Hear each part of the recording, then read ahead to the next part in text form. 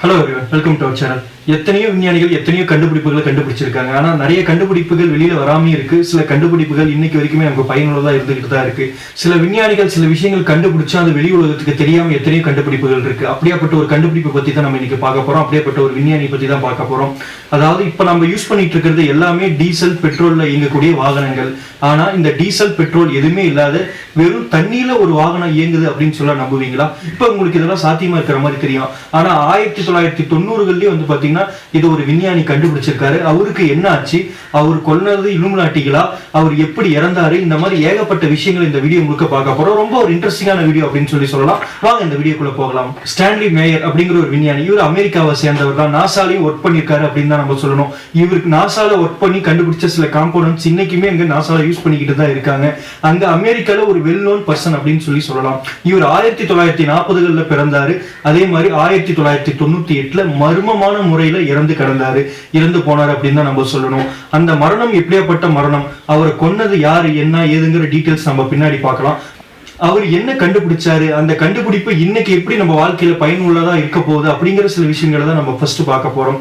ஆமாங்க, தண்ணியினால் இயங்கக்கூடிய ஒரு கார் அவர் கண்டுபிடிச்சிருக்காரு. இந்த மாதிரி ஒரு சிஸ்டம் வந்து இப்ப இருக்கிற காலகட்டத்தில் யார் எப்படி வேணாலும் கண்டுபிடிக்கலாம். ஆனா 1990களிலேயே இதை கண்டுபிடிச்சு இந்த இன்வென்ஷனுக்கு வந்து பாத்தீங்கன்னா அவரு பேட்டன் ரைட்ஸ் வாங்க முயற்சி பண்ணியிருக்காரு.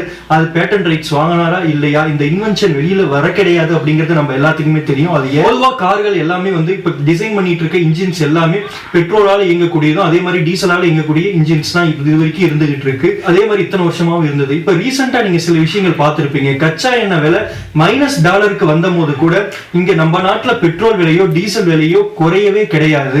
ஒரு கான்ஸ்டன்டான, அதாவது டெய்லியும் ₹1.50 20 காசு அப்படின்னு சொல்லி டெய்லியும் பிரைஸ் ஏறி இறங்கிக்கிட்டே இருந்தது. இப்ப இந்த வைரஸ் கிருமி பிரச்சனை வந்ததுல இருந்து கான்ஸ்டன்டா மாச கணக்கில் அப்படியே பிரைசஸ் இருக்கு. அதை எத்தனை பேர் வாட்ச் பண்ணீங்கன்னு தெரியல.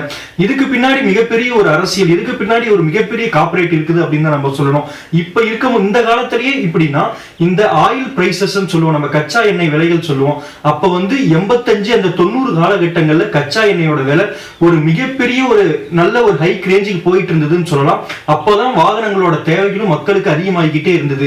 இன்னைக்கு இருக்கிற வாகன பெருக்கங்கள் வந்து பாத்தீங்கன்னா அந்த காலத்துல இருந்தே கொஞ்சம் கொஞ்சமா டெவலப் ஆகி வந்ததுதான். ஆனா இன்னைக்கு கட்டுக்கடங்காம போயிடுச்சு அப்படின்னு தான் நம்ம சொல்லணும்.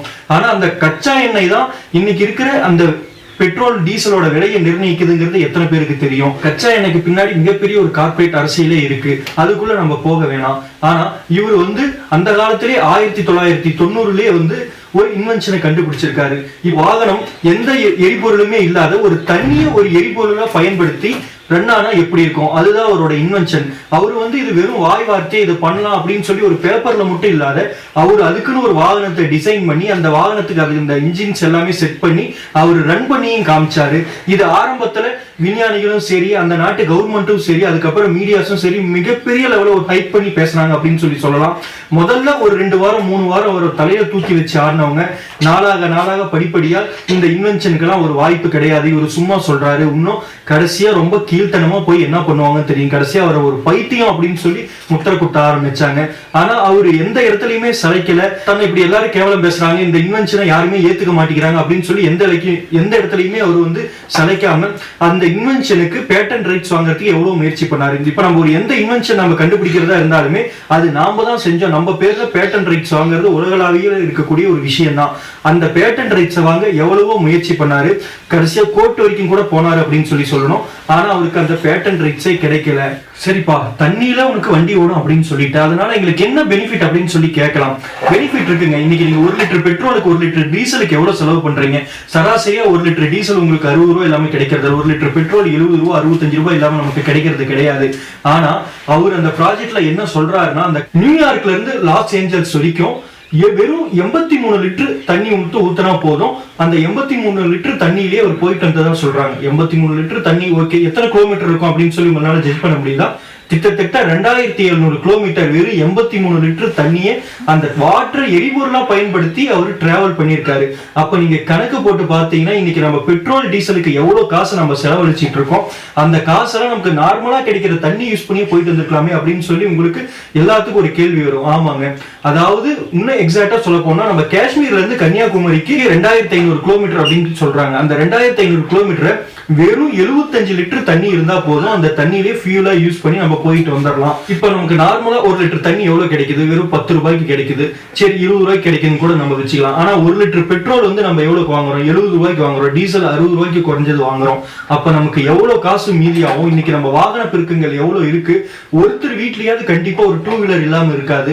அப்ப நமக்கு இந்த சிஸ்டம் வந்துச்சுன்னா, இந்த ப்ராஜெக்ட் நம்ம இந்நாட்டுக்கு இந்தியாவிலேயே உலகம் முழுக்க இருந்ததுன்னா நமக்கு ஃபியூல் செலவு எவ்வளவு மீதி ஆயிருக்கும் அப்படின்னு சொல்லி யோசிச்சு பாருங்க. இதுவும் மினரல் வாட்டர் கிடையாதுங்க. இங்க நார்மலா நம்ம கிணத்து தண்ணி, ஆத்து தண்ணி, எந்த தண்ணி இருந்தாலும் பரவாயில்ல, இயற்கையா இருக்கிற தண்ணி இருந்தாலே போதுமானது. அது உப்பு தண்ணியா இருந்தாலும் பரவாயில்ல, அந்த கார் இயங்கும். அது மாதிரிதான் டிசைன் பண்ணிருக்கு அப்படின்னு சொல்லி அவர் ப்ராஜெக்ட்ல சொல்லியிருக்காரு. இந்த விஷயங்கள் எல்லாமே அவர் பேரை நீங்க ஜஸ்ட் கூகுள் அடிச்சு பாத்தீங்கன்னாலே இந்த டீடைல்ஸ், நான் சொன்ன டீடைல்ஸ் எல்லாமே வரும். நீங்க எப்படி இயங்குதுன்னா, நமக்கு வாட்டருங்கிறது நம்ம கெமிக்கல் நேம் வந்து பாத்தீங்கன்னா H2O அப்படின்னு சொல்லி சொல்றோம். இது எப்படி இயங்குதுன்னா, H2 தனியா O தனியா ரெண்டுமே பிரிச்சு அதுக்கப்புறம் ஹைட்ரஜனா ஜெனரேட் ஆகி அந்த ஃபியூலை வந்து பாத்தீங்கன்னா ஜெனரேட் பண்ணிக்குது. இந்த மாதிரி முறையில தான் அது இயங்குது. இதை நீங்க நார்மலாவே நீங்க கூகுள் பண்ணி பாத்தீங்கன்னா இதோட ஃபுல் டீடைல்ஸ் உங்களுக்கு தெரியும். நானும் உங்களுக்கு இமேஜஸ்ல கொடுக்குறேன். சரி, இந்த மாதிரி ஒரு இன்வென்ஷன், சூப்பரான ஒரு இன்வென்ஷன் அப்படின்னு சொல்லி நம்ம எல்லாத்துக்குமே தெரியும். ஆனா அந்த நாட்டு அமெரிக்கன் கவர்மெண்ட் வந்து அதை ஒத்துக்கவே கிடையாது.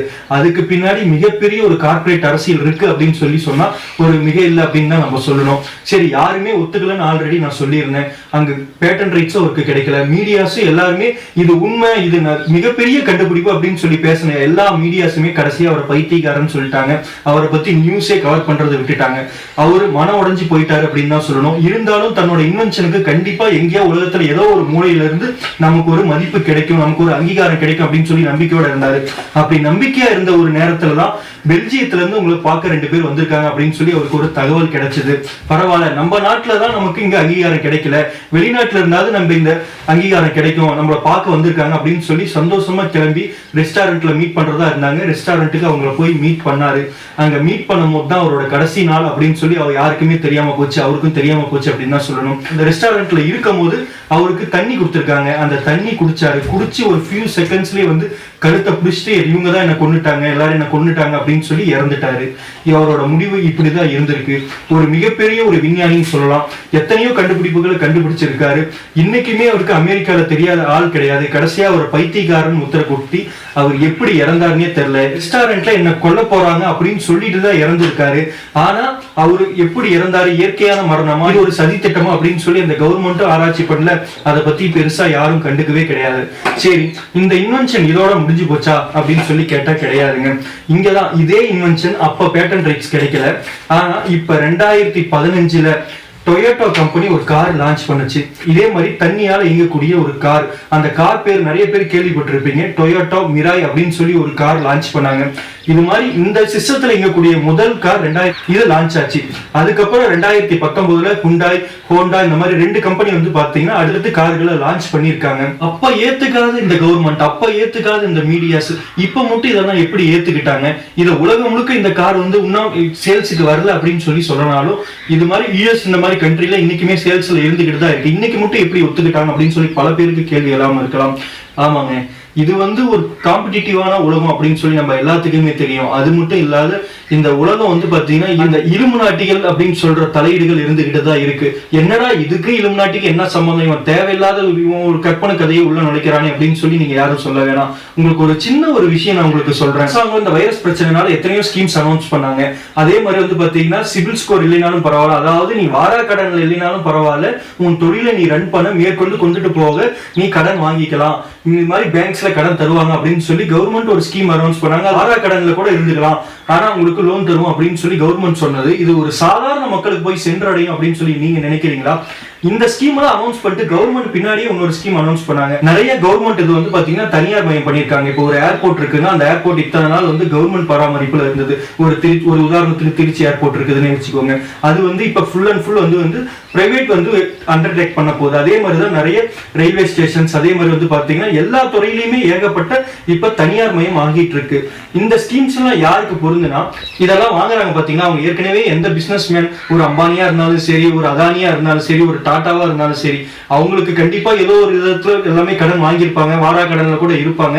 ஆனா அவங்க வந்து இதெல்லாம் இது பண்றதுக்கு, லோன் வாங்குறதுக்கு வாரா கடன்ல இருந்தாலும் பரவாயில்ல அவங்களுக்கு கிடைக்கும்.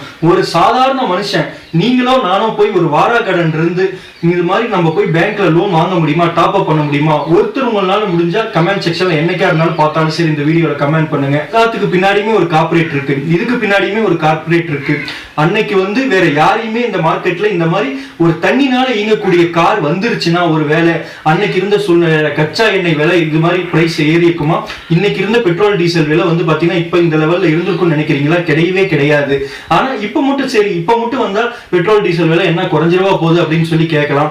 ஆனா இப்ப நம்ம தண்ணினால இயங்கக்கூடிய கார் வந்திருக்கு. ஆனா இப்ப இருக்கிற சூழ்நிலையில தண்ணியுமே 10 வருஷமா விலை கொடுத்து நிறைய நம்ம வாங்கி குடிச்சிட்டு தான் இருக்கோம், 10-15 வருஷமா. இது மாதிரி தண்ணியில இயங்கக்கூடிய கார் வரும், கண்டிப்பா வராம இருக்காது. ஏன்னா இப்பெல்லாம் இவங்க பேர்ல பேட்டன் ரைட்ஸ் வந்துருச்சு. மூணாவது ஆள உள்ள நுழைக்கவே அவங்க விரும்பல. இதுதான் கார்ப்பரேட் உலகம் அப்படின்னு சொல்லி சொல்றது. அவர் எப்படி இறந்தார், இலுமினாட்டிகள் தான் அவர்கள் கொன்னார்களா அப்படின்னு சொல்லி நம்ம வாதம் பண்றதை விட இந்த கார்ப்பரேட் பின்னாடி இருக்கிற அரசியல ஒவ்வொருத்தருமே புரிஞ்சுக்கோங்க அப்படின்னு நான் சொல்ல வரேன். அப்ப தண்ணினால இயங்கக்கூடிய கார் வந்துருச்சு, அப்பா சந்தோஷம். இனிமேட்டு நம்ம பெட்ரோல் டீசலுக்கு இன்னும் 1 வருஷமோ 2 வருஷமோ கழிச்சு இவ்வளவு காசு கொடுக்க வேண்டியது இல்லை அப்படின்னு தான் எல்லாருமே திங்க் பண்றீங்க. அங்க ஒரு விஷயம் இருக்குங்க. இன்னைக்கு 10 ரூபா விற்கிற தண்ணி இந்த மாதிரி தண்ணினால இயங்கக்கூடிய கார் வந்துருச்சுன்னா இப்பவே நிலத்தடி நீர்லாம் கிடையாது. நீங்க பெட்ரோல் டீசலாவது 60 ரூபா 70 ரூபா கொடுத்து இன்னைக்கு வாங்கிட்டு இருக்கீங்க, நாளைக்கு 100 ரூபா கொடுத்து வாங்குவீங்க. ஆனா இதே தண்ணி 1 லிட்டர் தண்ணி இன்னும் 10 வருஷம் கழிச்சு போச்சுன்னா நீங்க 200 ரூபா கொடுத்தாலும் கிடைக்காது.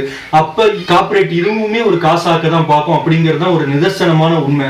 இது மாதிரி எத்தனையோ கண்டுபிடிப்புகள் நம்மளுடைய இந்திய மாணவர்களும் சரி, உலகத்துல இருக்க எந்தெந்த மூலையில இருக்கிற மாணவர்களும் சரி, எத்தனையோ இன்னைக்கு இருக்கிற டெக்னாலஜி இன்னைக்கு இருக்கிற விஷயங்களை எளிமையாக்க முயற்சி பண்ணிக்கிட்டு தான் இருக்காங்க. ஆனா அதுக்கு பின்னாடி நிறைய கார்ப்பரேட் இருந்துகிட்டு புது புது கண்டுபிடிப்புகள் வர விடுறதில்லை அப்படின்னு சொல்லி தான் ஒரு முக்கியமான ஒரு விஷயமா பார்க்கப்படுது. இன்னும் எத்தனையோ கண்டுபிடிப்புகள் வர வேண்டியது இருக்கு. எத்தனையோ கண்டுபிடிப்புகள் நிறைய இளம் விஞ்ஞானிகள் கண்டுபிடிச்சிருந்தாலுமே வெளிவராம தான் இருக்கு. இந்த மாதிரி கார் நம்ம இந்தியாவுக்கு வந்துருச்சு, கண்டிப்பா மார்க்கெட்டுக்கு வரதான் போகுது. இது மாதிரி வந்துச்சுன்னா எந்த அளவுக்கு பயனுள்ளதா இருக்கும்? இந்த மாதிரி வந்துருச்சுன்னா நம்மளோட வாட்டரும் வந்து பாத்தீங்கன்னா பல மடங்கு நம்ம விலை கொடுத்து வாங்க வேண்டியது இருக்குமா? கமெண்ட் பண்ணுங்க. உங்க கருத்துக்கள் எதா இருந்தாலும் நான் தெரிஞ்சுக்க ஆர்வமா இருக்கேன். இந்த வீடியோ பிடிச்சிருந்தா லைக் பண்ணுங்க, ஷேர் பண்ணுங்க, கமெண்ட் பண்ணுங்க.